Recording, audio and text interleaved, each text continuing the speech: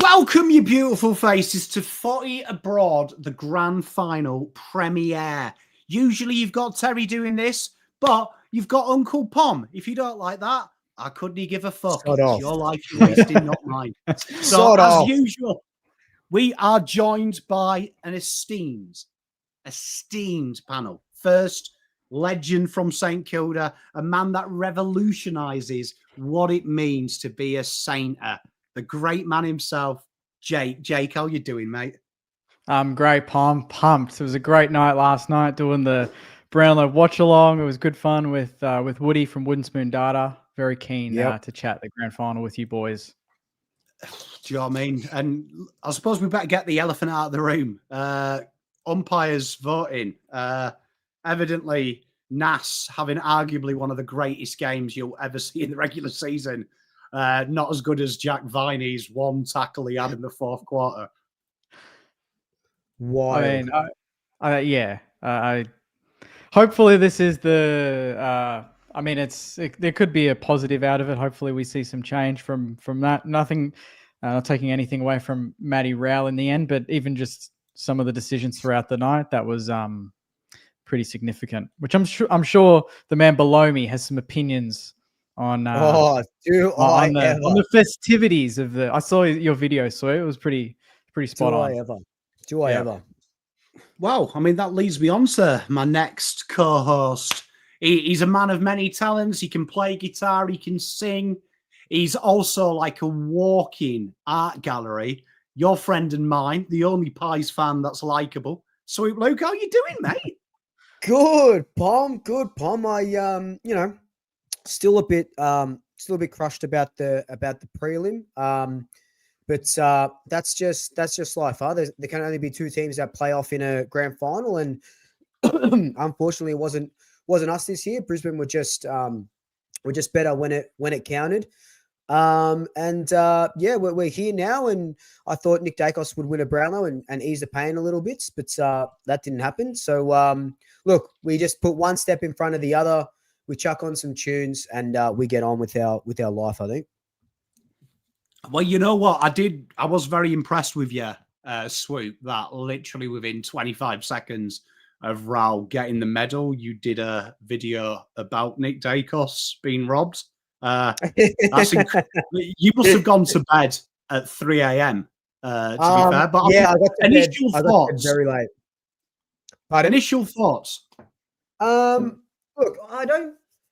It's when a Collingwood supporter, and I don't know if you guys get it as well. When a Collingwood supporter complains or says something about the umpiring or the Brownlow count or this or that, it's always us having a sook, right? But what I loved was that, yes, Nick Dacos got, he polled really well. 32 votes. He was supposed to get, they predicted around 35, so he polled pretty well with the umpires. It was the fact that Rowell was getting votes in games where he shouldn't have gotten votes. Anderson didn't poll well. And as soon as I saw Naz get 2, I'm like, oh, this is it. It's not Collingwood supporters, biasly complaining anymore. Everyone can see how bullshit this whole thing is. And there's players getting 10 coaches votes or kicking 6-7 goals and not getting votes. It's just like, I just don't understand. They've got too much to do, these umpires. Like, they can't adjudicate holding the ball or insufficient intent. That's why they're bringing in this fucking last touch rule, because they can't do their job properly. And they're supposed to vote. 4 of them are supposed to vote on a Brownlow medal with no stats, no nothing. And because they're looking at the player that's going in and under getting the packs, it's brilliant. And this is no shade to Matt Rowell. He's a worthy winner. Maybe not 39 vote worthy winner, but a great player. And I don't want, it is sort of taking the shine off him with everyone sort of talking about it. But I just think something 100% needs to change. It's become a joke. Everyone knows that this is a joke of a count, joke of a count for the Brownlow. And I think the Naz thing was the cherry on top, or having 16 disposals and fucking 10 at clangers. How is that a 3-vote game? I went to fucking Woolies today after the gym, and I think Stevich gave me 3 votes for picking up some fucking my protein pal meals. You know what I mean? He gave me 3 votes for that. It's fucking cooked. They can't even get goal or mark of the year right. Oh, don't even get me started. We have a full panel that have all year to pick an All-Australian team, and they still can't get that right. I'm sick. The biggest thing that pisses me off the most is seeing players get awards and they're giggling on their way up to the stage because they know, how the hell did I win this? And it's becoming more and more frequent. Mark of the year, goal of the year. Sean Manor gets best young player of the year. I mean, you can't like common sense. Surely there is common sense still in football. I just don't know where it's gone. Like it's disappeared. And for the AFL, I find it crazy that the AFL then I knew straight away they would make a reel about the NAS thing to put it out. Then I'm like, but that's your fuck up. That's like, you. Why are you promoting it? That's so weird. That, like, does the AFL social media team not realize they are not an independent AFL account? They are the AFL. Yeah. They're trying to be wild. Like game's gone. The game is gone. Like, talking about mark and goal of the year, and I said this on my stream as well. Darcy's mark was great. Was it a mark? Who fucking knows, right? Whatever. It was good, right? But I thought mark of the year was these guys that are getting up 3 meters, taking these awesome grabs. Like, even goal of the year, yes, Noah Anderson's goal was great. And it won them the game against us. But I thought Ashcroft's goal, dribble along the ground, that takes skill. Yes, you get a little bit of luck in there, but it's better than a run throughout the center. I feel like, anyway. And I think that's what, Nick did it last year twice, and someone else did it. Who won it last year? Was it a goal running out of the center as well? Harley Reid, was it? Was it Harley Reid? Yeah. All the same. Like, you're telling me that the best goals are the ones where you just get a tap and you get a 1-2 and you kick a goal. Far out, man. I want to see Eddie Betts' goals win goal of the year, not this other sort of stuff. Someone said in the thing, Pitto's torp. That's a goal of the year for me. Yeah. When the Russian kick a 70-meter torp, that's goal of the year. The least likely it is, the more likely it should be considered in these awards. Yep.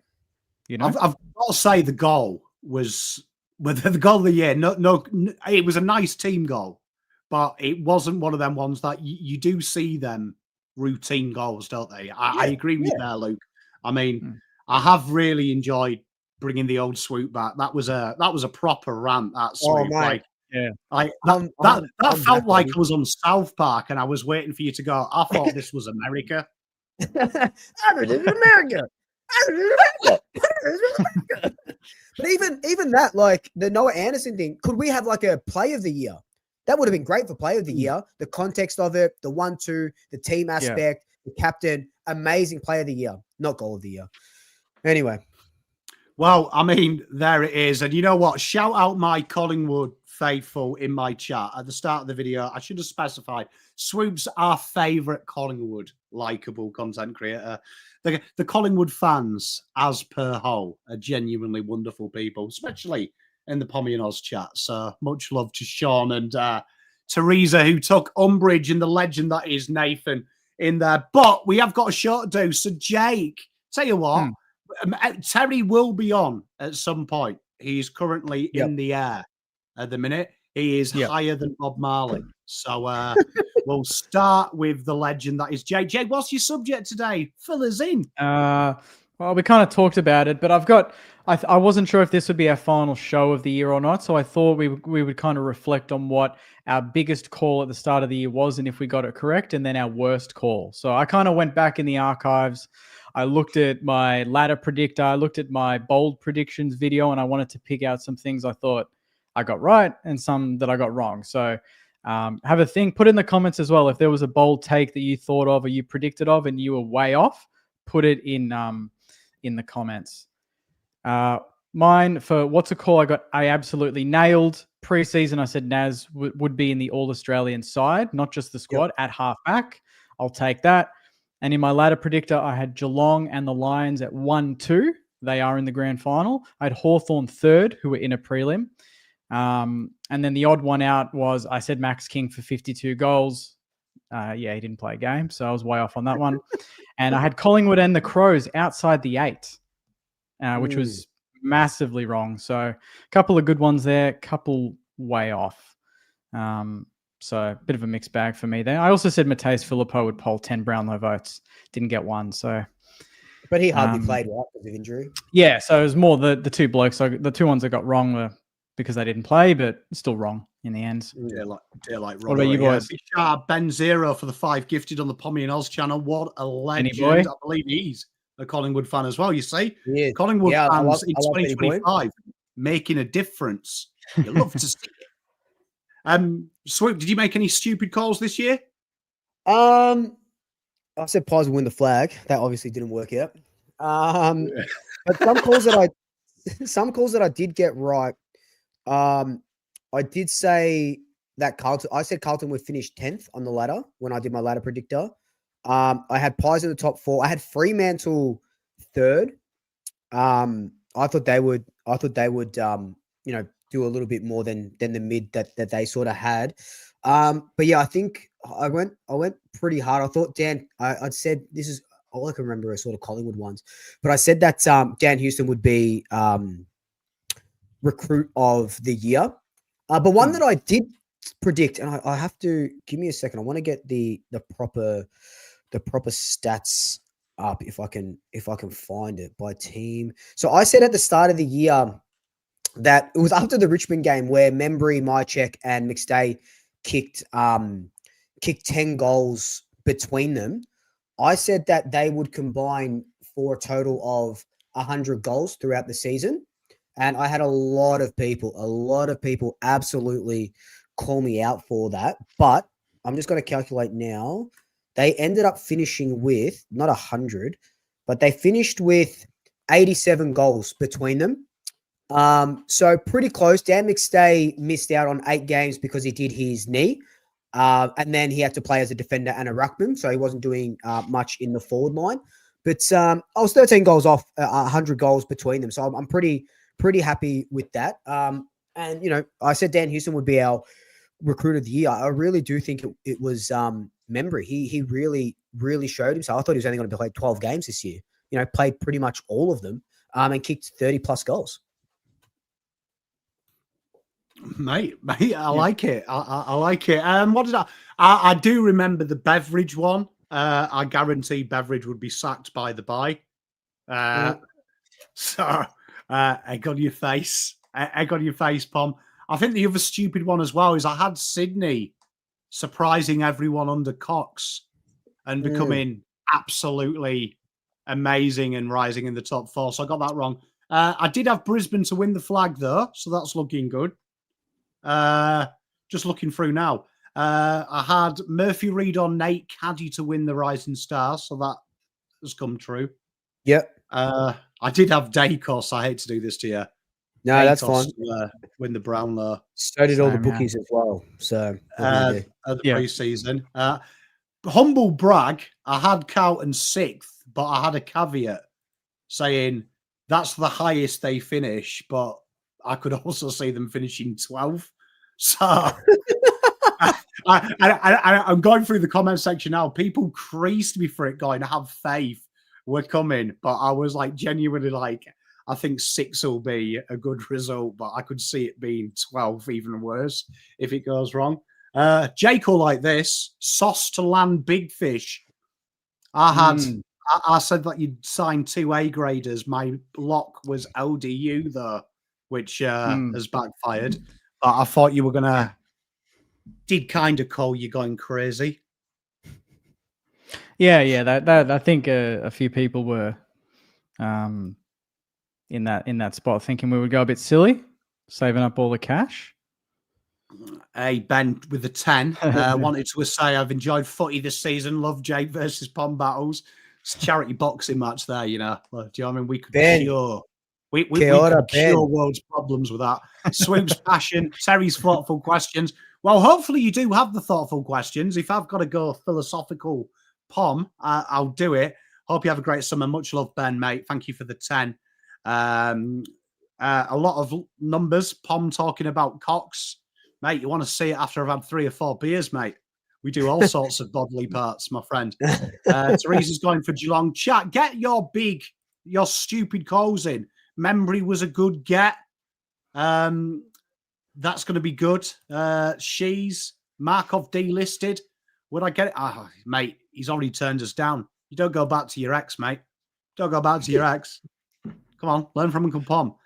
Did anyone, I'll ask this for chat and you guys, did anyone absolutely surprise you? Like if a narrative happens, that has happened, if you were told when you were doing your preseason predictions, it would come true, which one shocked you the most? Like a team, a player? Has anyone shocked you massively?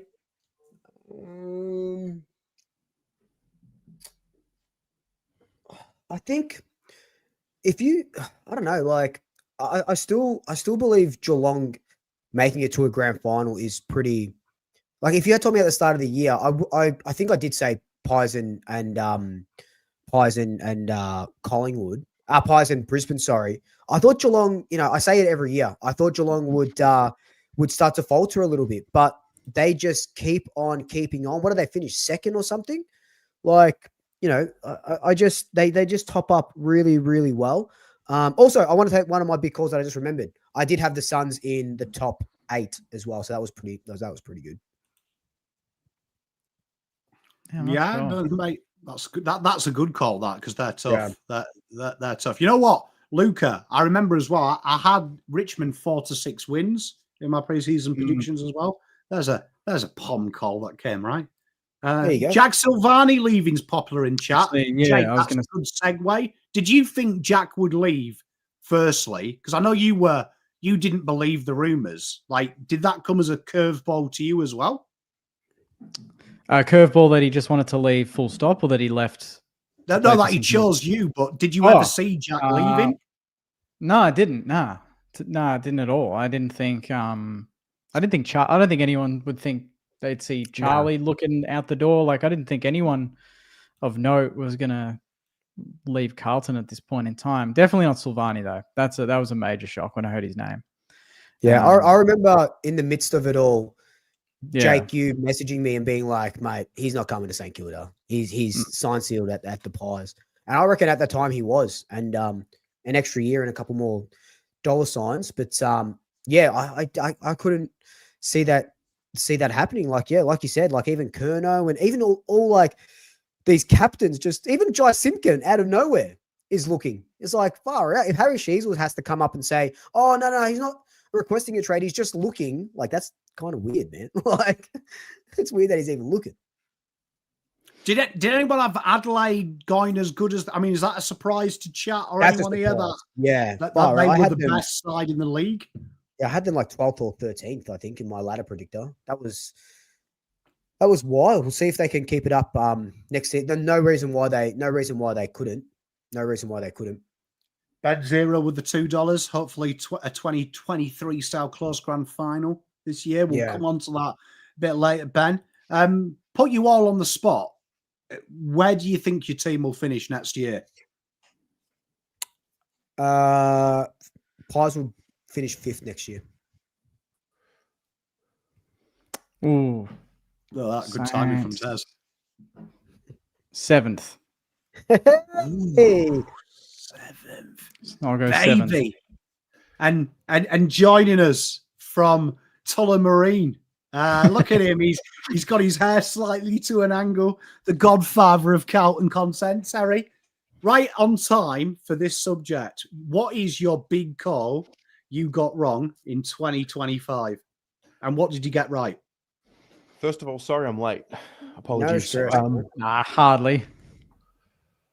What did I get wrong? Well, I think I said Carlton would win 16 games this year. So there's that. And what did I get? Yeah, and what did I get right? I was actually thinking about this recently. I did like a season preview or year preview. I was in Thailand. I was sitting on this balcony, and I remember saying it in a video.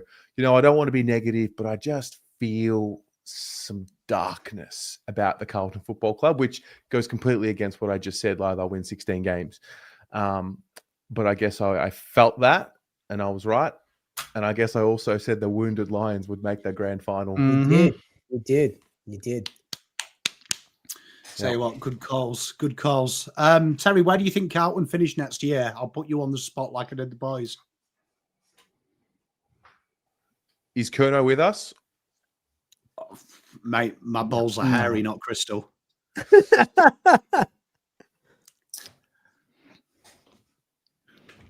11th. 11th. Yeah. That's better than where my gut was. We'll take that. We'll take 11th. Yeah, no, I think we are clearly in a period of change and transition. Well, yeah, you know, best case scenario, you get a little bump up, everyone's bought in and whatever, maybe make finals. But I do think this club is pretty average, middle of the road. You know, it was interesting. I was going through some research. Our president last year, Luke Sayers, the best and fairest, said that we just need to zero in on the finer margins to become a great team now, almost as if that we were close. So anyway, we ain't close. Ironic as well. 3 months later, you did have to zero in to see the margins. Yeah. So, yeah, I mean, Jesus. Yeah. You know what? I've got a feeling that we're going to, you know what? I'll do the loose pond prediction. My initial gut tells me that we're 13th. That's where I think we are. But like I said in the preseason, I wouldn't be shocked to see us have a barnstormer. But my bold call right now is Michael Voss loses his job at the bye. Yeah, don't mind that. Don't mind that. I mean, anything can happen. I've just got a feeling. Yeah. And then we have a spurt on the back end of it. Like, you know, one of them little vibes, you know, the proper Carlton vibe thing. Oh, shit. Oh, with like the caretaker coach? Yeah.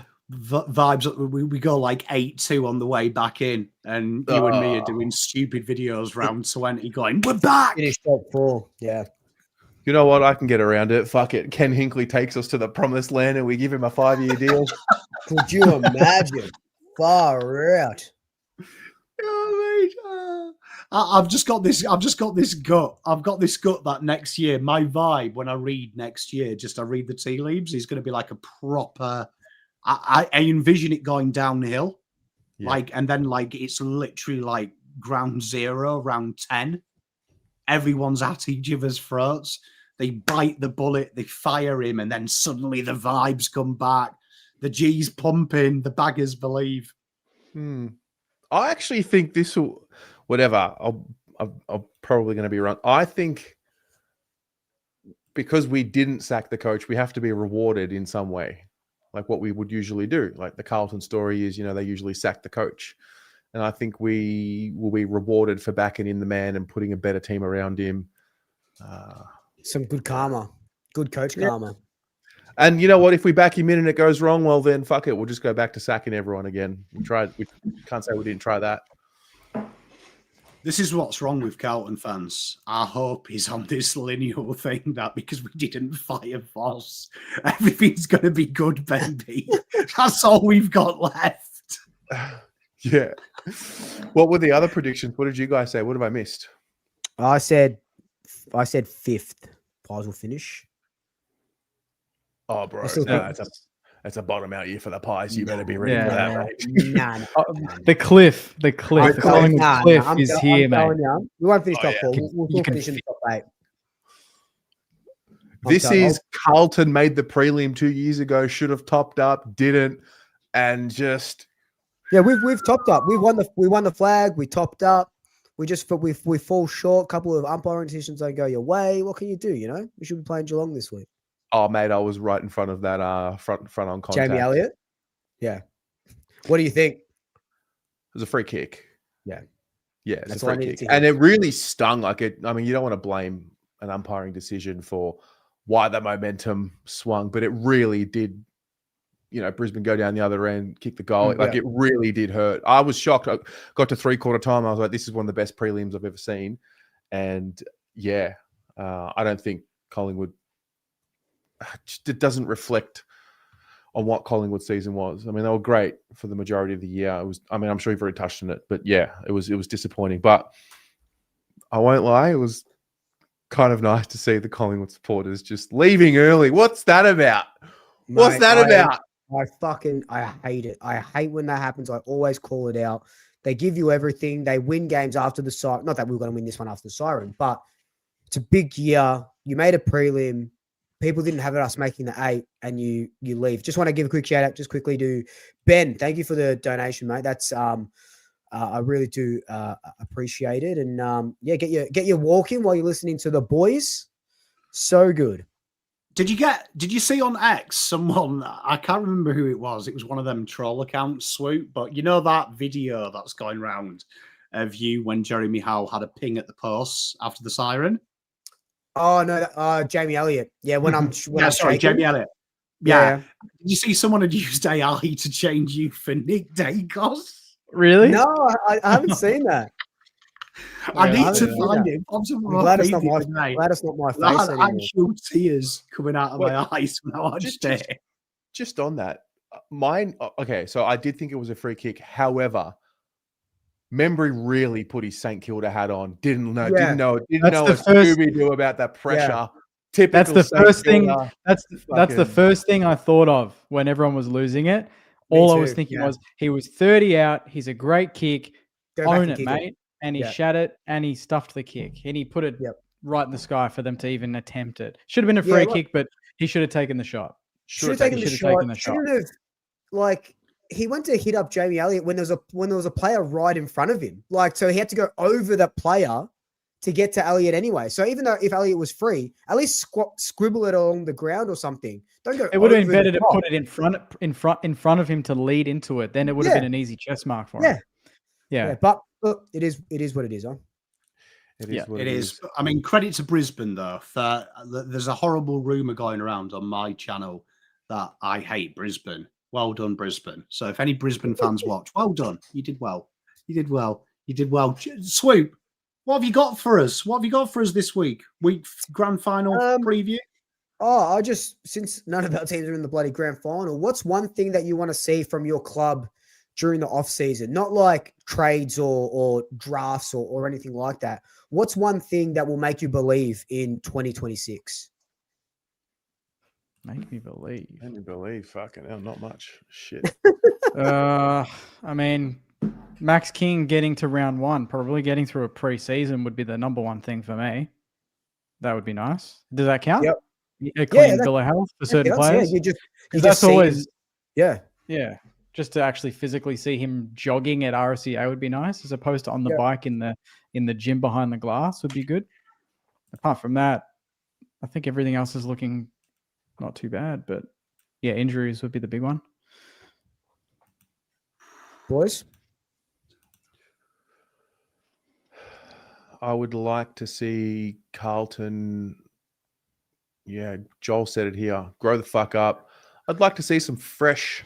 I mean, we've seen some change already, but I'd like to see some change at the top in the leadership roles at board level. I'd love to see that. Some fresh energy there.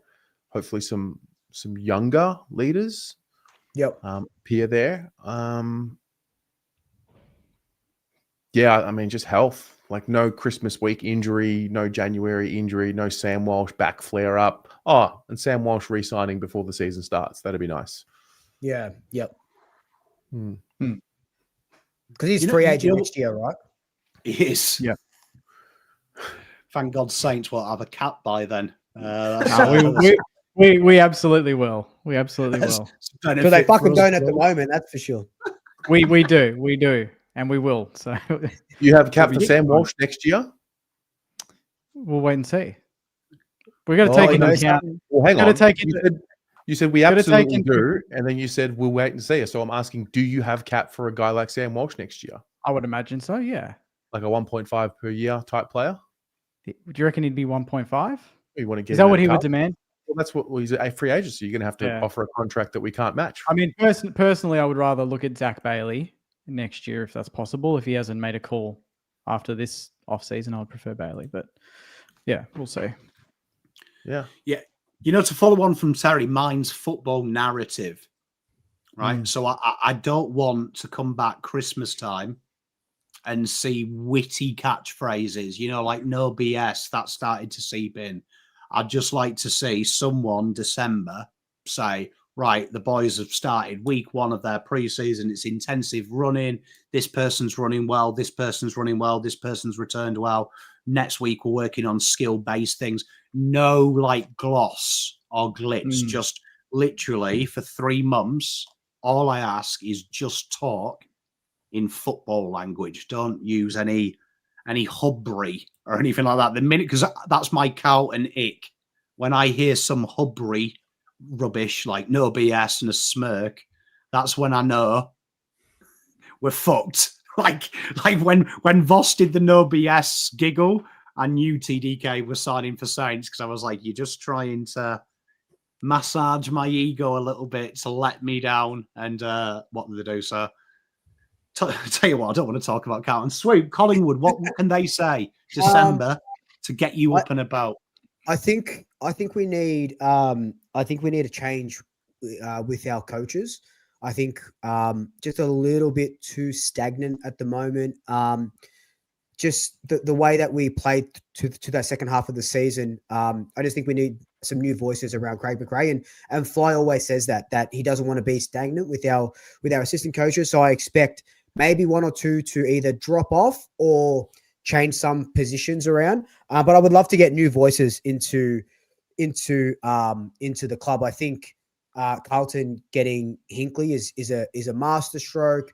I think Sydney's got Goodwin, someone with some bit of pedigree to just to change it around a little bit. I think Carlton are looking even at Josh Fraser, who is doing wonders at the Pies. So Bring him back. Yeah, I think there needs to be a couple of changes. Well, Liam's just said, Scoot Selwood and Josh Fraser are likely going. Selwood's our forwards coach from memory. I just think just a couple of couple of changes because I don't think that we're going to be landing a big fish this year. We're going to go to the draft and just need to see a little bit more of that. There is an ex-football coach out there currently out of work. I can recommend you if you want. David Teague. David Teague to the Pies. He's really good on the phone. He's really good on the what? Phone. That's a very niche floorball reference right there. Loves the phone, does that lad? But yeah. Well, I mean, you know what, Terry, you want to go last or do you want to go next? I can go next. Have we done the game? I have got a game, mate. All right, you can do the game. So I've just had 3 days pretty much plugged out. I was in Sydney for 3 days. And I'm like coming home just tonight, and I was thinking like, fuck, like there was news to cover. There was Buku Khamis nominated Carlton. There was content to do. I was, doing family things in Sydney, and I was away from my phone for a lot of it. And it kind of got me thinking as I'm coming back here, like, do you guys ever get that anxiety of, when when you're on a roll, momentum, content, like the machine is rolling? Do you sometimes fear? How do you deal with having to plug out? Like, I know it's good for me. I feel so much better for having just a couple of days unplugged, not, worrying about the content machine and having to get a video out, not having to, wanting to. And I feel great. I mean, I've just gone off a plane, so it's been a big day, and tomorrow morning I'll be back at it. But yeah, how do you guys go with, when you do take that break, that initial 24, 48 hours? Oh, thank you, Matilda. I sort of feel the same. Like even like when we won the first final, and then going into a bye week, I tried to use that bye week to just not pump out. There was weeks I was doing like 12, 13 videos, because I'm going to training and stuff like that as well. So I really just I got COVID a couple of weeks ago, so that really helped me just. Well, I wasn't physically able to do anything. I couldn't even speak. So it was good to just sort of just stop and be on the couch and play video games and do things that I haven't done in a long time. Oh, thank you, Matilda. Appreciate it. So that really helps. But I also get really bad FOMO Like even like today, I was driving home and Pies announced their delistings. I'm like, I need to do a video before I jump on the stream. So I don't need to, I want to do a video before I jump on the stream with the listings, just to talk about that. But yeah, I do get bad FOMO, but I think since that COVID sort of incident, I have been switching my mind off and just playing video games or watching movies by myself, which I haven't done pretty much all year. So that's been really good. That's how I'm sort of dealing with it. Right, I love that. Jake, you look like you switch off. You look Really? like you've got a switch off technique. Yeah. Not really. Indoor soccer is my switch off every Wednesday night. Usually now I play back-to-back games, so I like to play 2 games. So that's a good, 7 or 8 Ks, hour running or whatever. So that's a good way to forget about it. Exercise is always the best sort of breakaway for anything when you're under pressure or you just need to detox and get some fresh air. But I used to be very much like Swoop, where it was if the news broke, I needed to get a video out. And sometimes I do, depending on it now. But I kind of have a ranking system in my brain now where I kind of like, for instance, I wouldn't do probably a delisting video, but I would put it into my Saints TV Weekly for the next week. So I'd kind of plan ahead that way. And even now, like even Wendy's re-signing last week, I would normally put pressure on myself to get that out within an hour. But I think I waited because I had other things to do. I took my time, waited a couple hours, then I got it done. My priorities were already set and nothing was going to change it. Whereas years ago, I would have just put Windy at number 1, just forced it to the top of the pile, and then everything else under it would have stuffed up, and then the pressure was going to be there anyway. So now I'm kind of happy to back myself in and realize that the audience, I think there was a comment there before, but the audience is going to be there. They're going to value what you put out, whether it's in 10 minutes, an hour, 2 hours, 3 hours. So, and I value that very much. I appreciate that on their end, that they're always there. So I don't put the pressure on myself to think if I don't get it out right now, they're not going to watch it. So, because I've seen too many times that the views are the same, the reception is the same, even if it's 2 hours later, 3 hours later. Yeah, you're right. They're there. The audience is there and they love what we do and they'll tune in when they get time, not when I put it out. So that's kind of my perception. What about I'm talking about 5 days or 7 days or 2 weeks, like a real, I guess that's off season. During the season, it's really hard to, not film for a week or 2. Yeah. I personally don't think I've gone 5 days without doing a video or anything like that since I've started the channel, honestly, Terry. So I couldn't tell you what that would feel like. I was years ago when I was in Sydney with my partner, then at the time I was doing trade videos early morning before we'd go out and do that, go out and go to the beach and relax. I would get up early and do it. So it wouldn't interrupt my everyday, but I was still doing it. Last week I did 2 videos last week in 9 days, whereas the prior week I did 12 videos in 7 days or something. So I have no problem in pulling it back when I need to. I don't want to force the news or force the topic if it's not there, just for the sake of views or content. So I kind of just wait until I have that light bulb moment. But yeah, I'd love to have 7 days of just chill mode, but it hasn't quite eventuated yet. But maybe this off season. Yeah. Matilda, thank you very much, my lovely. Very generous superstar. How do I break?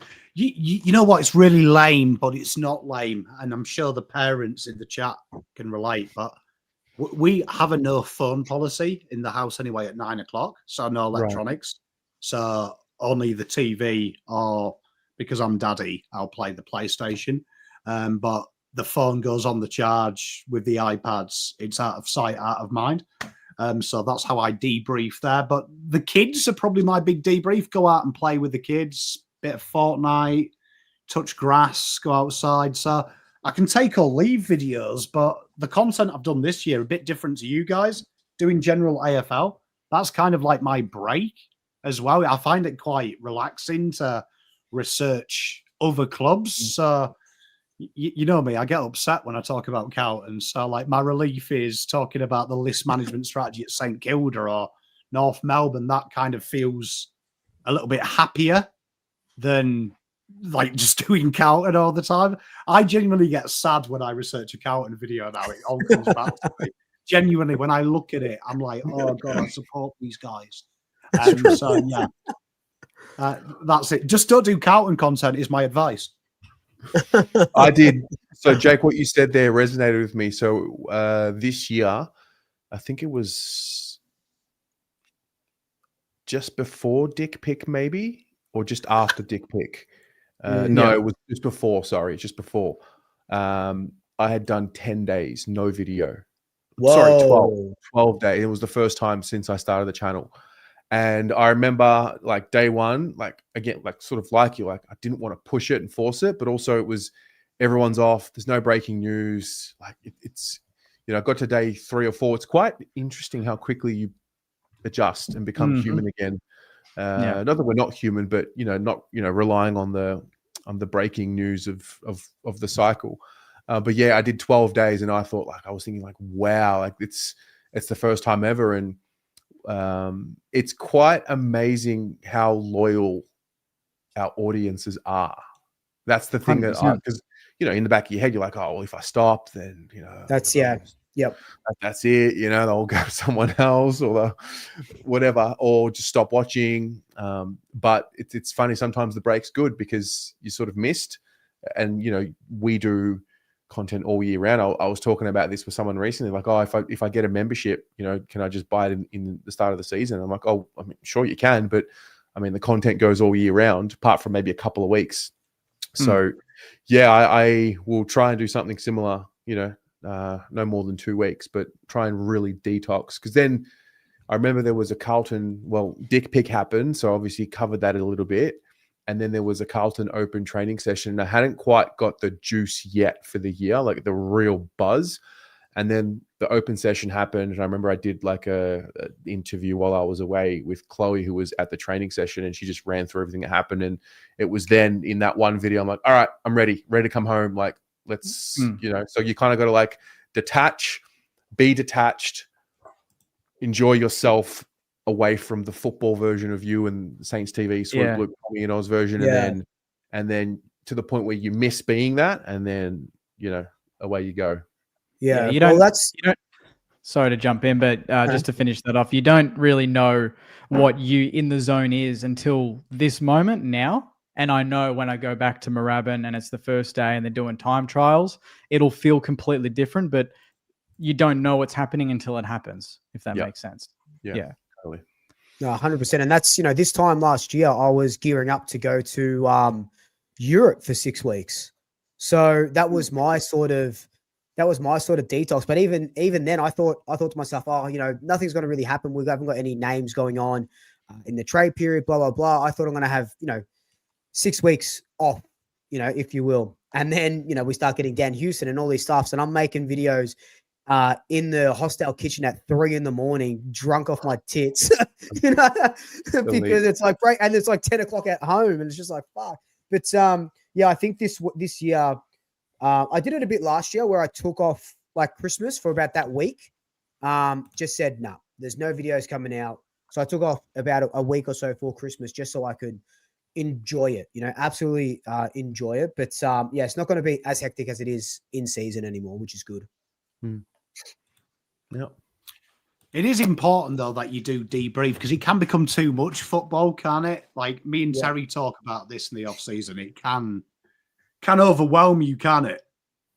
Yeah, 100%.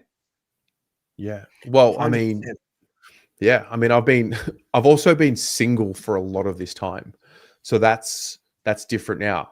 I've been meeting girlfriends, family, things like that. So it's kind of forced me to be human and, you know, do things outside of this. So that's been a welcome addition. So get out there, lads. Start swiping. Start swiping. No, I'm all taken for, so I'm all good. Hey. Congrats, Maz, as well. Welcoming the second grandchild in 6 weeks. Maz. Huge. The clan keeps growing. And our main man, Danny, I believe his beautiful partner's just about to drop in the imminent future as well. Wow, so, congrats. Joining fatherhood like the rest of us miserables. The Masters of Miserables, but good subject that. I like that. So who's ready for a game? You know what? Bring it home, Bomb. I've go. got deep diving. Got deep diving. Oh, into this no. one. Here we Oh go. no.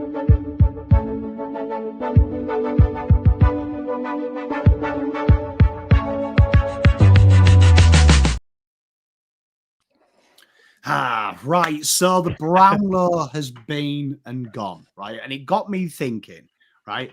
Because I'm English, obviously, with my accent, unless I have deceived you all. And I am a master of a very niche accent. But every time I look at the Brownlow, it's always dawned on me, what a ridiculous system, because it's like getting the opinions of a traffic warden, getting the opinions of the umpires, like no one cares. Yeah. So what I did is I thought, what would it look like with a metric of a metric? So what we've done is we have used the coaches' votes and we have manipulated them into a 3-2-1, as if the AFL Brownlow was done in a 3-2-1 system.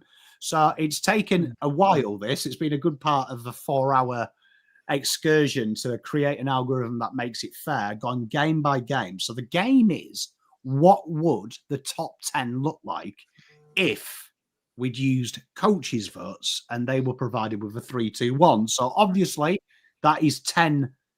There's 10 votes each per coach. It's a complex system. Some people can be tied on 4, 5, X, Y, Z. So we've done some little separators where obviously it's 3-2-1 highest scores. If there is a draw, there is a split. And how we've split that is we've done it based on the AFL ratings, based on who has the highest net increase from that game, which is a good measurement for doing it. So I thought we'd have a little bit of a game, in a game on this. I thought this would be good. Hunter asked, can I do an Australian accent? I have got a severe issue. No matter what I do, it just sounds like I'm doing my accent, and I'll say good day. So accents, don't come and see me. Absolutely horrific. So we'll start with Luke. See if you can. I've given you the logos of the things, and chat, you have a go as well. See if you can guess which these players are and at which position they are. Just before I do that, I want to shout out in the chat, Uncle Akka.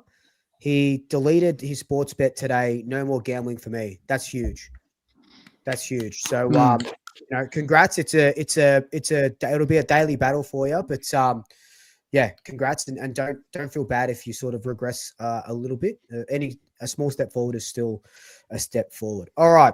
Also, lads, just to piggyback on that, to the three of you, well done for getting to this point in your YouTube channel's existence without taking the gambling sponsor.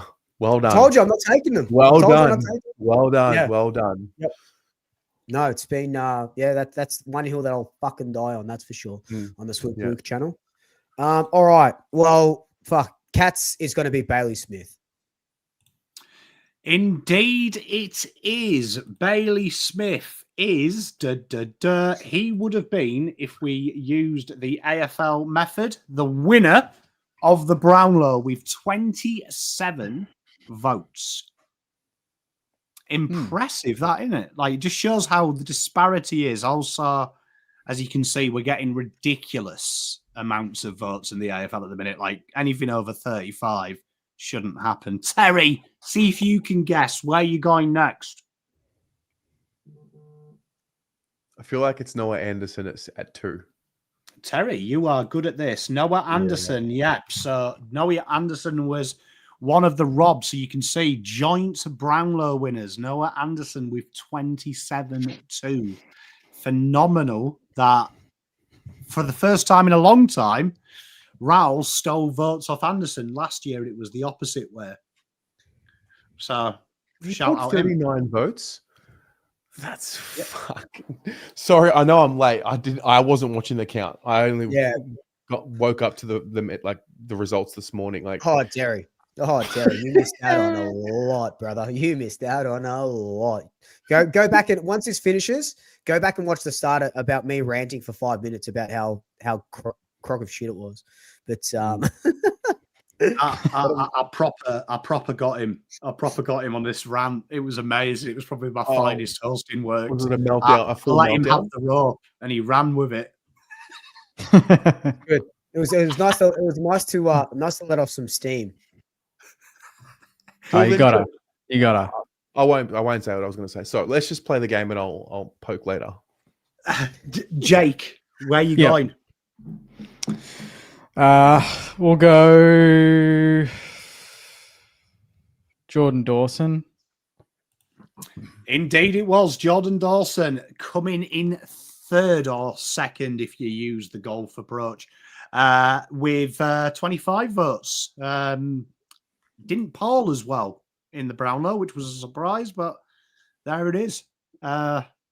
Swoop, back to you. That'll be Rao now in fourth. It's not Rao. I'm sorry, it is Rao in fourth. Sorry, I was reading. Holy shit! How the fuck did he win a Brownlow if he's not in fourth here? Yeah, they are. Yeah, Rao. So you can see there 24 votes as per there. Ironically, all the statisticians, it was the first 3 rounds that totally warps it because they didn't have him polling a lot of the pundits in the first 3 rounds. So, same with the coaches' votes method. Terry, leave you with Port. Who do you think's the Port boy? Is it Butters? It is Zachary Butters. Had an incredible season. You can see there, coaches' votes, 1 off Matt Rao based on the coaches' votes. And you can see, doesn't make the top 10 of the official AFL votes. Crazy. Who do you think the Melbourne player is, Jake? That'd be Max Gawn. Maximus Gawn, yeah, 22, almost the same as what he bowled in the Brownlow, incidentally. So that's very good. Swoop, who do you think the dog is? Have to be Bont. So as a player, polled, if he played a full season, would have absolutely walked this. Polled in all but 2 of his games in coaches' votes. He would have absolutely he missed the first 5 games, right? Yeah. He would have absolutely romped this based on the players that polled. He polled more than he did last season. Wow. Incredible. Incredible. So, Terry, the pie. Who's the pie?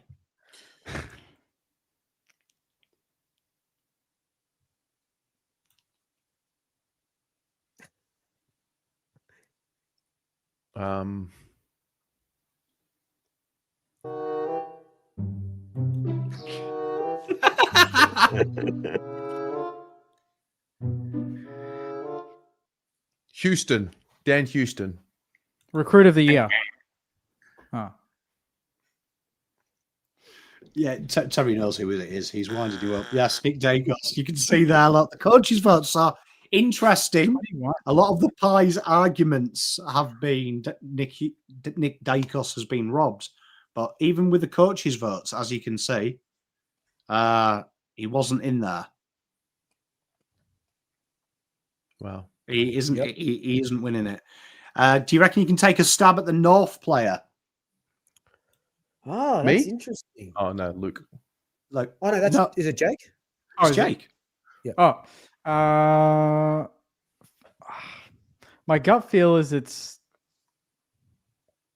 is it Tristan Cherry? It is, yeah. The guy that was robbed of an All-Australian, but phenomenal performance. And this is going to be an interesting one, because this was the surprise.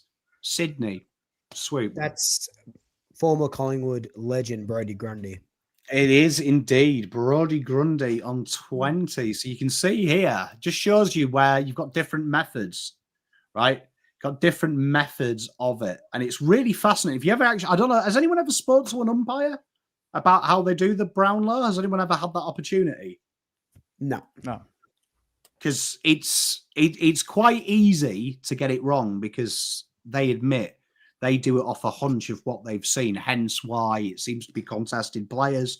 That's where the majority of the umpires are. It stands out. If you ever watch a game, you always, before you look at the stats, have a different opinion. It is fascinating because it is an incredibly flawed system, but it's incredibly niche. But I will make an argument for Matt Rowe's first 3 rounds. All of them were pretty much contested. Yeah, the second most contested possessions in round 1, the most in round 2, and in 3. So from a hindsight, they would probably think that looks like 30 touches as opposed to it being 10, 15. So it's what they see, and because of all the tackles he does. But real interesting when you look at this, names that just missed out. Finn Callahan, Max Holmes, Ed Richards, Nasir, Hugh McCluggage, Caleb Sarong, all tied for 11th. Riley Thilthorpe, Connor Rosie, the Green Boys at GWS, Neil Jackson, George Hewitt destroyed Cripps under this model. As you know, Cripps absolutely destroyed Hewitt in the Brownlow this year. So real interesting how it can change. So this leads me on to my question to go with this, and I want to know what you guys in the chat think as well. Do you think the AFL should look to change it and allow them to look at stats at the end of the game to make sure they don't do it? Or do you enjoy the fact that it is kind of a flawed system? Can I answer this first? Yeah. I'm excited to say what I'm about to say because I wanted to say it last year, but clearly Cripps won it. So, like, you know, classic Carlton bias. We spend all year listening to these pundits talk about what they think and who they think got the Brownlow Medal votes. Brownlow predictors, people that pay, sell services that predict these things. It's fed into our brain subconsciously. We also have a disrespect for the umpires as a sporting culture. Yeah. So anything they do is just met with that was wrong. And that, right or wrong, that's just the way footy is. So I think we all need to just acknowledge that the umpires do have a stake in their view of the game. And, you know, the one thing that they see and hear is what happens on the field.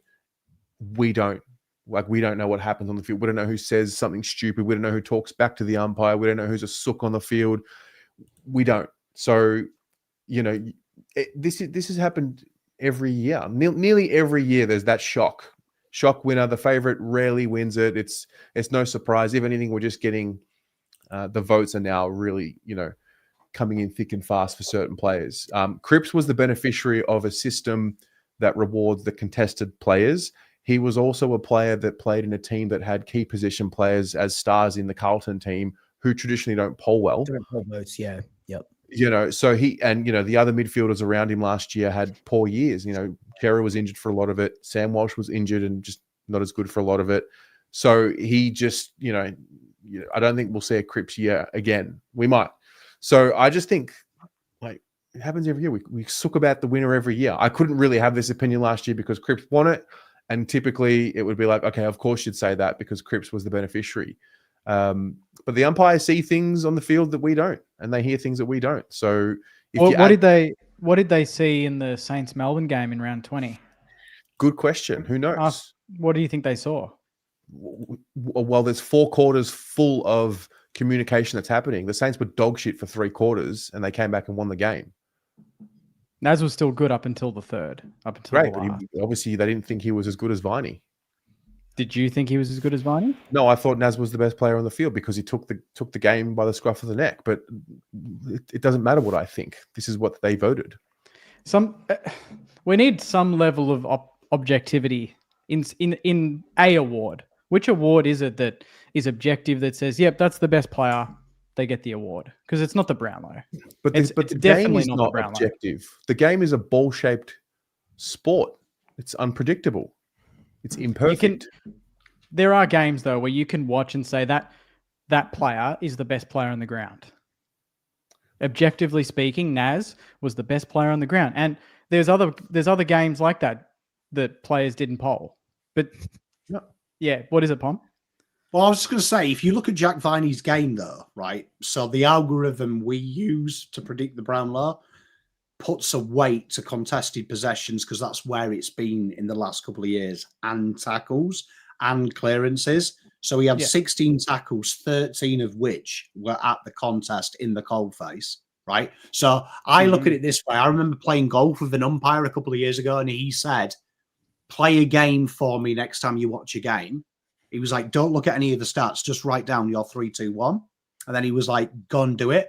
And it is crazy how this changed my perspective, because you start focusing on one thing and it seems better than it was. So from not defending the umpires, but I think in that game, Nas was anonymous until the last 5 minutes in impact.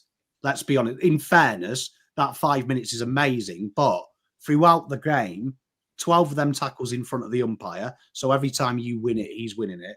All the clearances, the contested possessions. He also capped off a great team goal that went from the centre. I would argue that maybe when the umpire comes off the ground, he would have been like, fucking hell, Nas was good. But did you see Viney round quarter 1, quarter 2? He killed Melbourne's midfield on his own. So not defending them, but I would say I could understand how you'd come off, and that impact maybe isn't as big as what you saw from the whole game. The whole game with Viney dominating, because he was dominant in that game round quarter 1 to quarter 4. Nas was impactful though in the last 5 minutes. Maybe on a different day, but I'm not agreeing with that. I think you. No, but get it I'm right not saying it's right. right, but I'm saying I can understand how the umpire might have said, "Fuck, he was good though." Yeah. Every time anyone won the ball, so that's got to come into it. I'd say that the 5 minutes is good.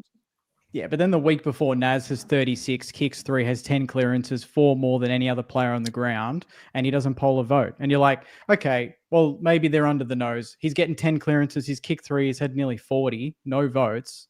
And you're like, okay, by that logic, he was in the centre bounce. They would have seen him explode out of the contest 3 or 4 times, which he did, and he gets no votes. So it's like, I get your argument, but then there's other players. Steele, if you're basing it on tackles and grunt, he got the most tackles in the league, didn't poll a vote. So it's like, it's kind of just a little bit of a reach, in my view. I think he had a shit year, though.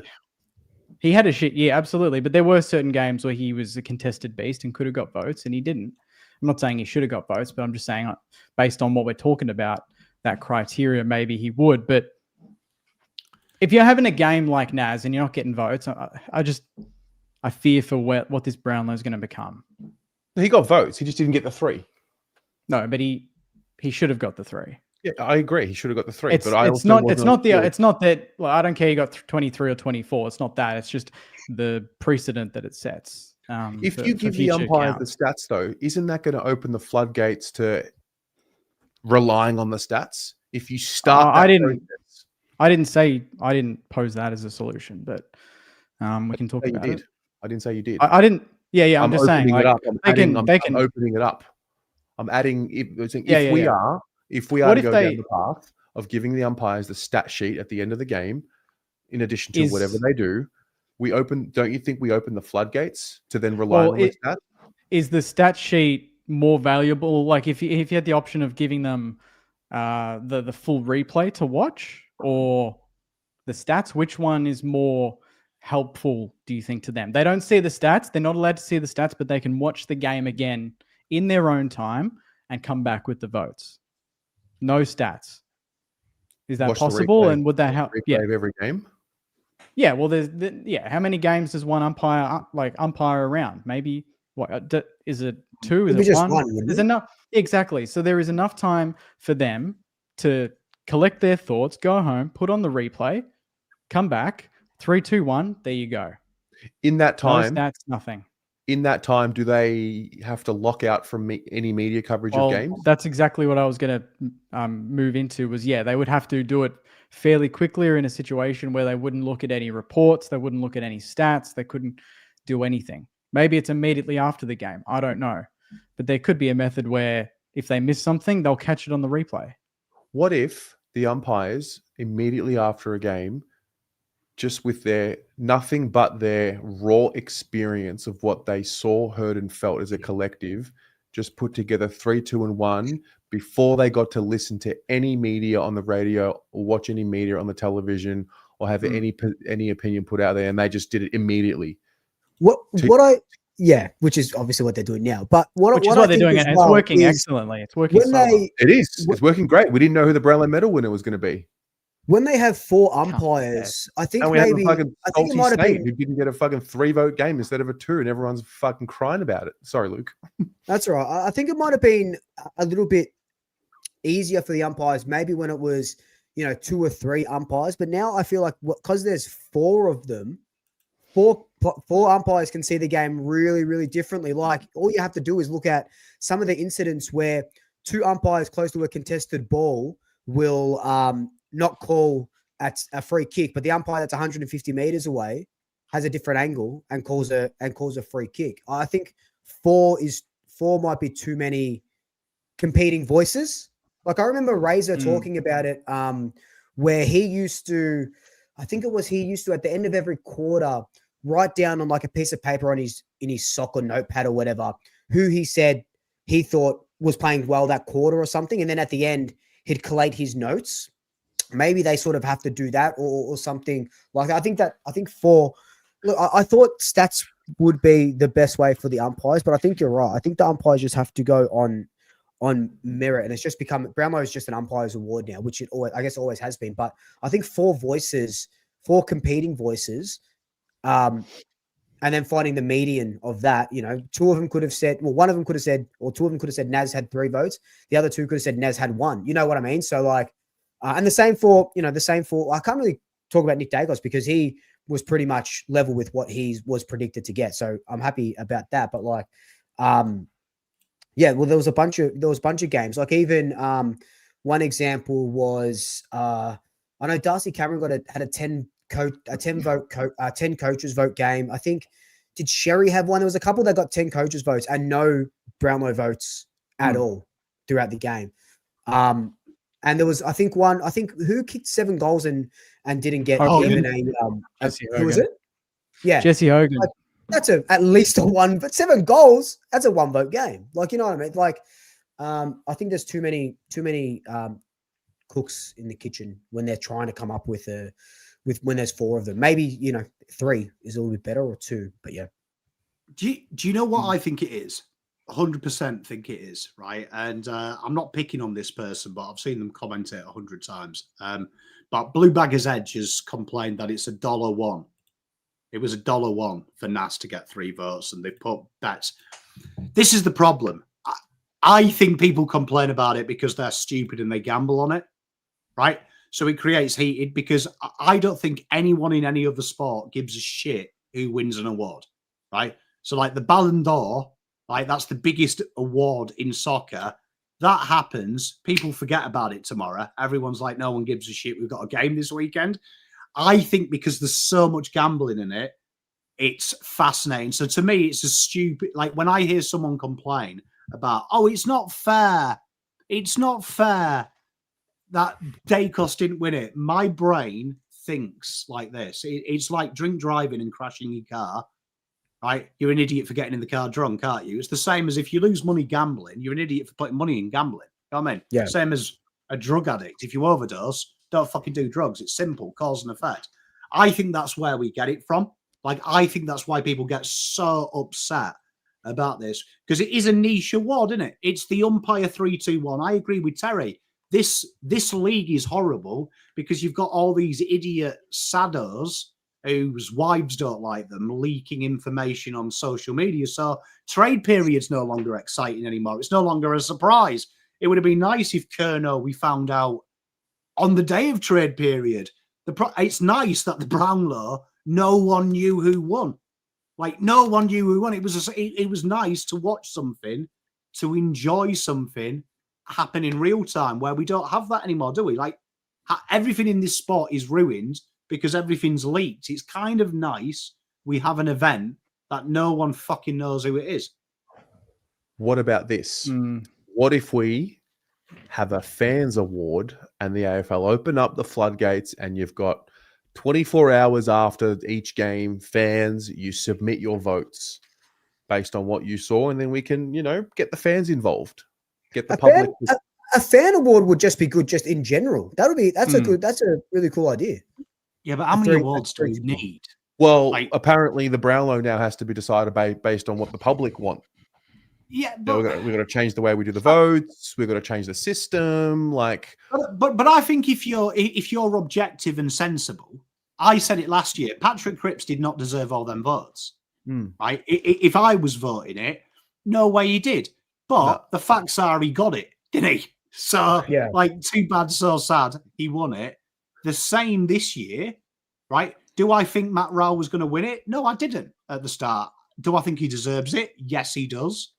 But I think people are upset because Nick Dacos didn't win it and Collingwood are a massive fan base.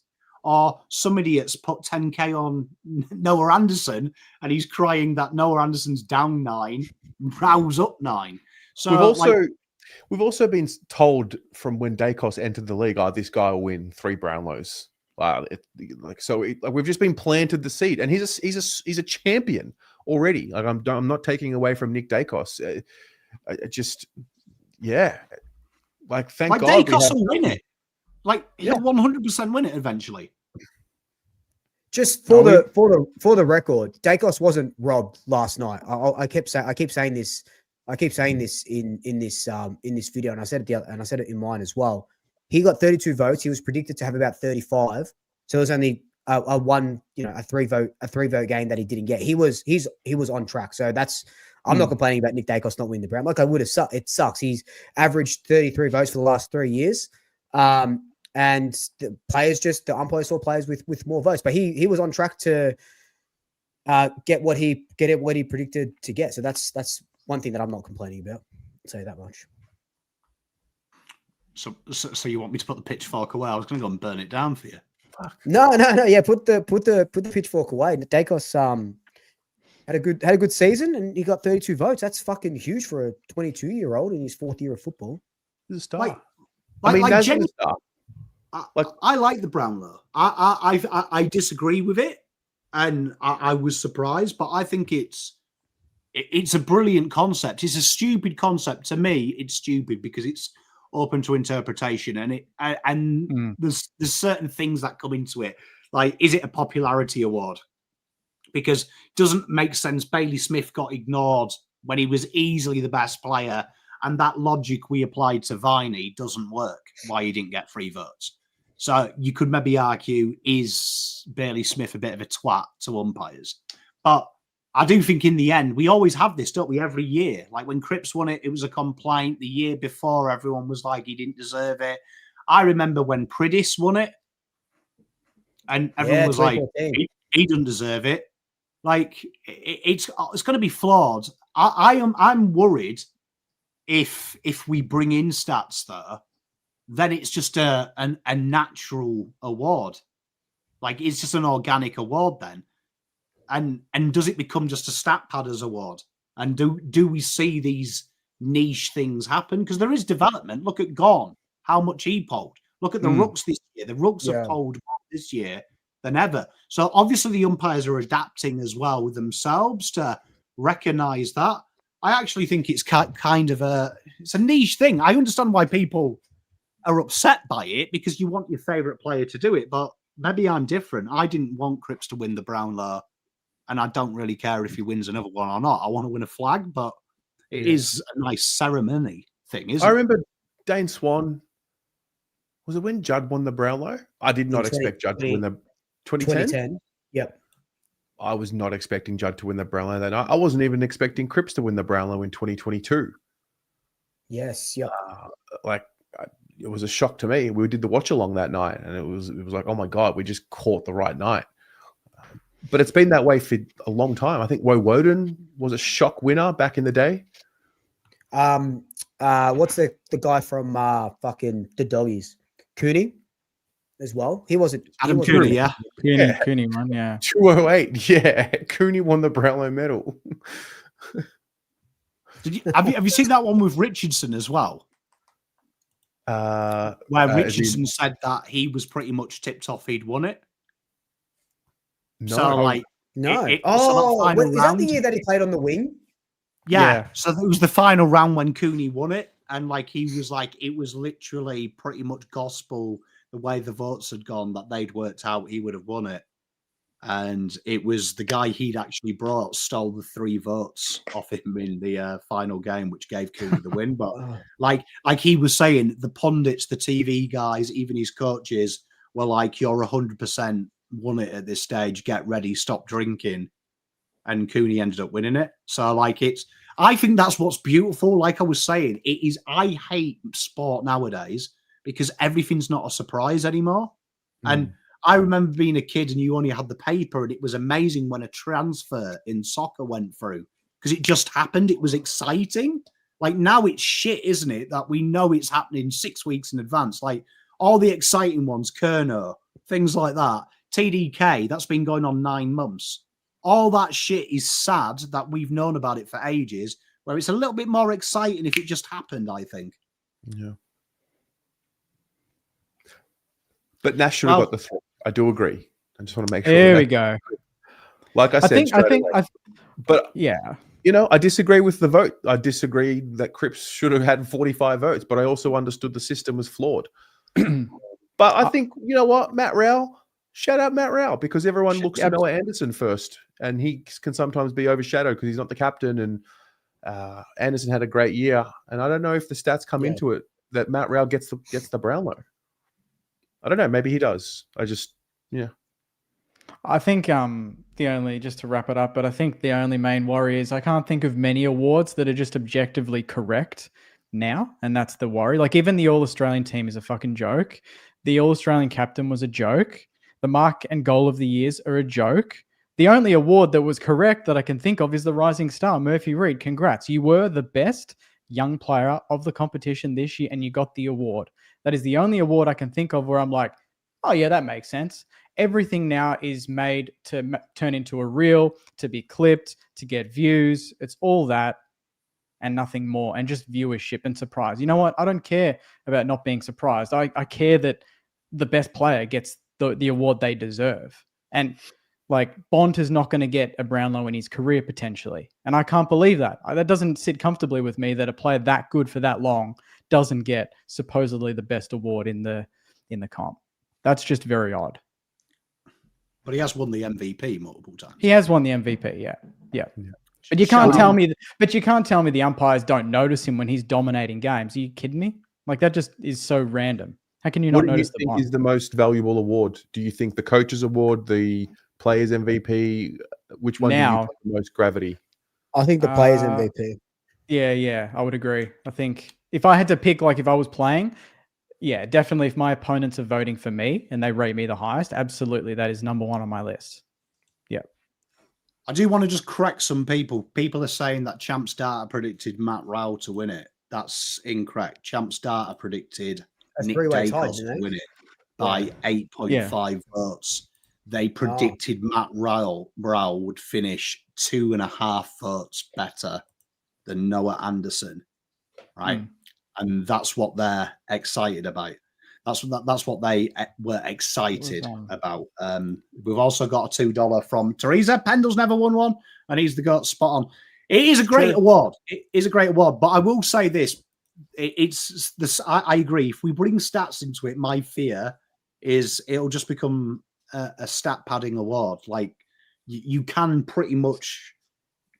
Like last night, we hit 82% of our bets. So you can use data to pretty much work it out, right? If you were going to go that route. There is anomalies, and that's what I think make it great. I think it makes it great that there's some anomalies. Life's predictable. In the top 50, I'm just looking at the Wheelo ratings because it was really interesting how they had the predicted votes and then plus and minus what happened. I don't know if you've got that up on my screen, but Rowell was plus 13.8 from predicted. Chad Warner was plus 10, and no one else was any more than plus 7, and he was plus 13.8. Massive outlier in that. Yeah. So there you are. Yeah, and these are the things that you've got to look at though when you do it. I don't know how Andrew does this. I'd imagine his data is the similar in mine. I think here looking at this, I think he's heavily weighted contested possessions, but you do see it, right? So you do see these anomalies. You do see these anomalies all the time. So it's almost impossible to predict though, and that's what is beautiful about it. That's what annoys me, where people want it a bit more straightforward. They do it. So just to show you as well, chat, look, here we are, just so I'm not chatting shit. This was champion data from SEN, Daniel Hoyne. Dead So on. he released this on the morning of the thing. So the Brownlow Tracker top 10. So Nick Dacos was going to win it. Matt Rowell was second. Jordan Dawson was third. Tom Green. So Dan Hoyne, the biggest liar in data, he may have changed it in the last couple of days and said, no, I said Matt Rowell's going to win it, but let's hold him to account. I haven't seen anyone reputable predict Matt Rowell won it. So, like, fair play to him. But Champions Data, so I can explain how Champions Data does it. Champions Data weights it incredibly towards contested possessions because the last 10 winners have all finished high up in there. It also ranks clearances won. The last 10 winners have all finished high up in that stat.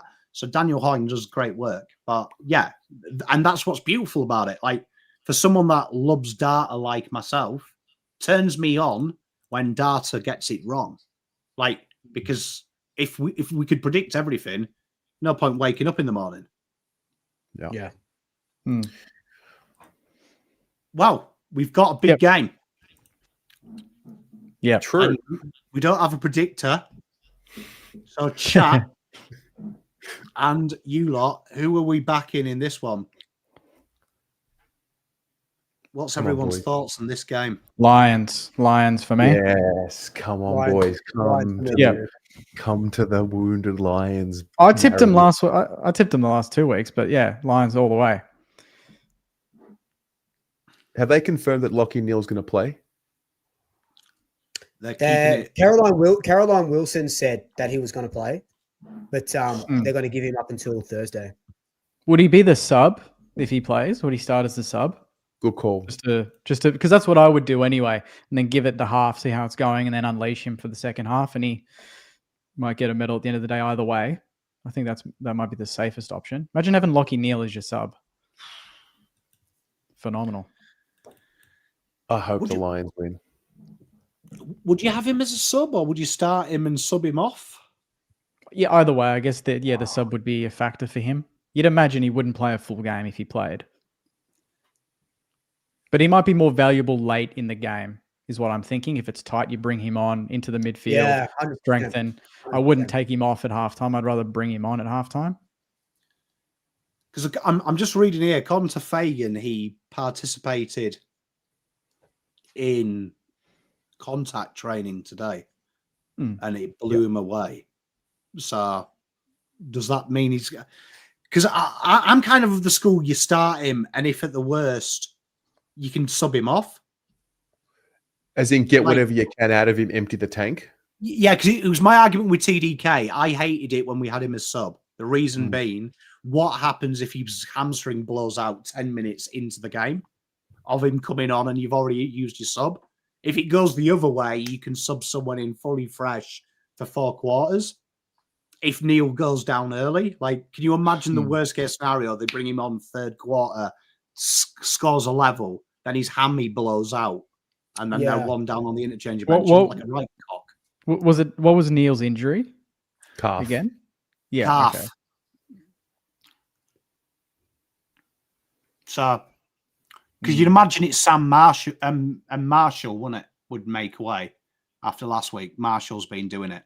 Well, Berry might not play, right? Or is... Well, they reckon he's going to be okay to go. They'll pop it in and inject him. Gee, they're very wounded, these Lions. Fuck, maybe they're a bit too They are wounded. very wounded. Maybe a bit too much. Nah, they're resilient. Geelong's missing Tom Stewart. So speaking of injuries, that one is to me far greater than if Neil doesn't play or doesn't play 100%. Tom Stewart's pretty important to the Cats. Yeah, he is. We said it. We said it on the prelim final last week. So I'll ask you guys because I didn't ask because you guys were on that show. Do you feel like Brisbane have been the most disrespected reigning premiers that you can remember? Because it does feel like they're kind of just fucking here, but they are bona fide champions. Like they deserve to. It felt like last week everyone had written them off. The week before everyone had written them off. Does feel like they are. No one rates them, but they're the reigning fucking title holders. Yeah.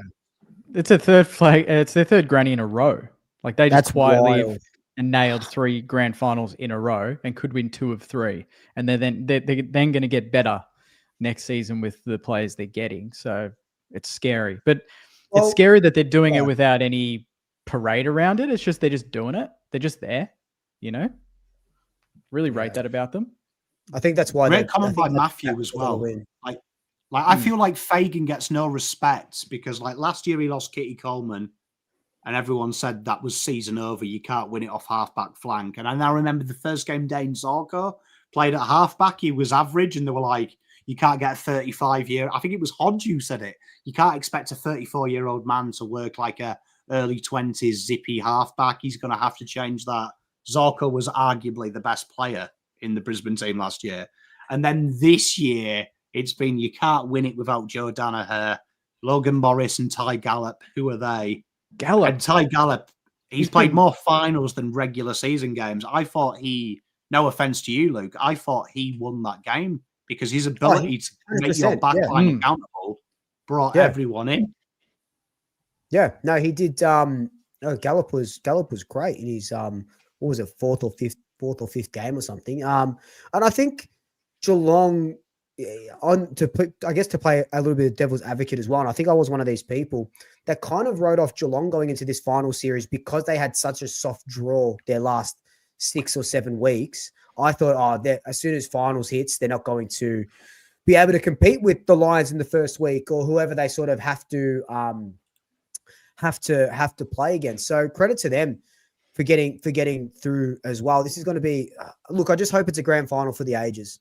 I hope it's not a blowout, and I just hope it's within 2 goals or something that's going to make you sit on the edge of your seat. Well, let's go bold, right? I want a winner from all of you and the Norm Smith medalist. And chat, you put it in there. We'll put our money where our mouths are. So go on, I'll start with you, Jake. Winner and the Norm Smith. Brisbane by 13, and this guy much maligned, but he's my favorite player at Brisbane, and I think he's built for big moments. I think Cam Rayner is an absolute smoky. I think he could have a monster day, get up and about. Wow, no Jack Martin for Norm Smith. Jack Martin. Yeah, didn't you remember you said that a couple? No, that was Tez.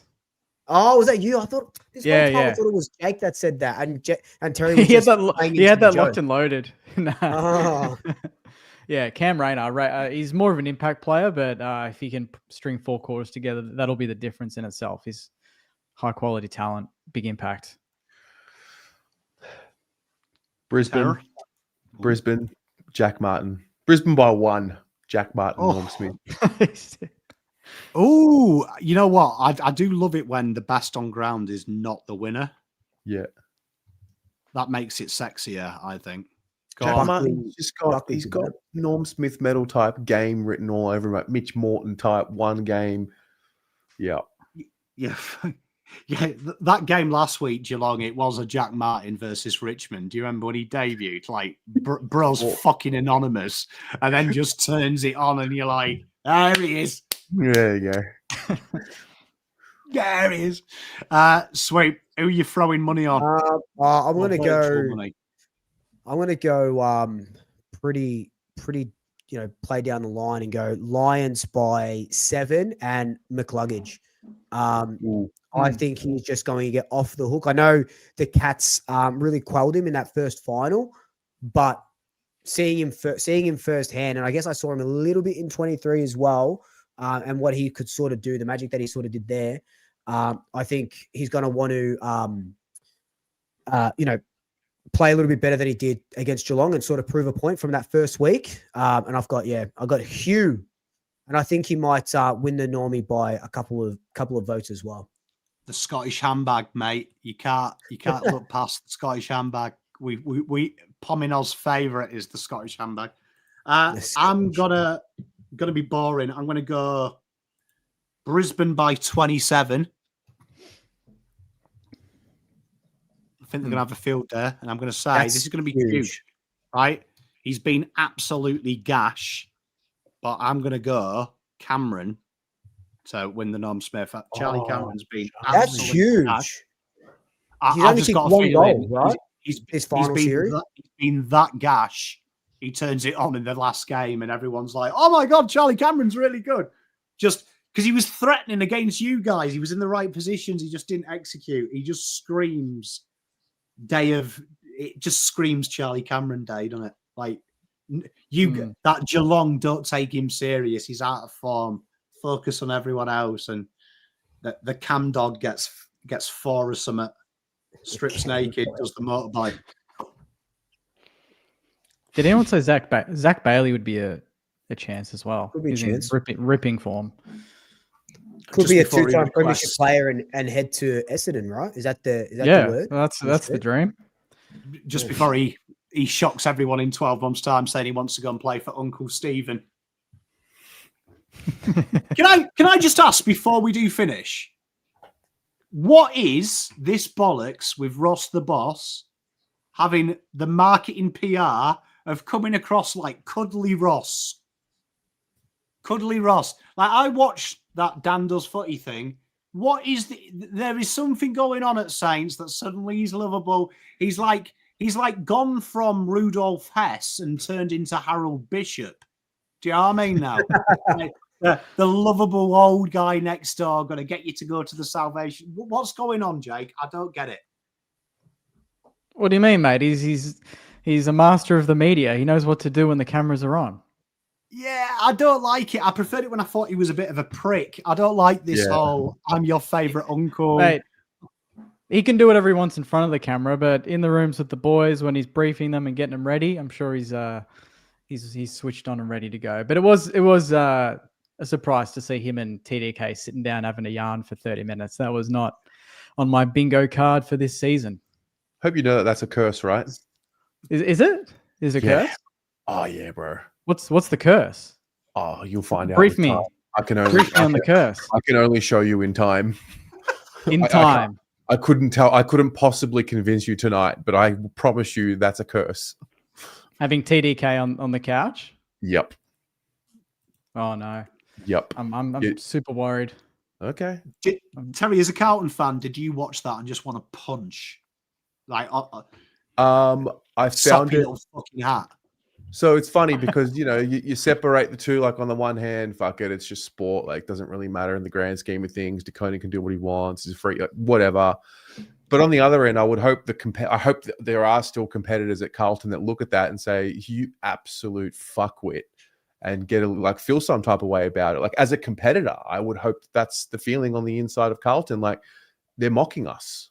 That's, so again, doesn't really matter, like, whatever, do what you want, but also we're in sport and competition. And also, like, the gloating, that's going to come back and bite them in the ass, because it bites Carlton in the ass all the time. So take it from me. Who was gloating? That whole bit, that whole Saints TDK deconing thing. What did Ross say that was gloating? Okay, so you're not going to get me with what you're trying to ask me. So I'm just asking. I just with wasn't time. Honest, I promise we will refer to it again.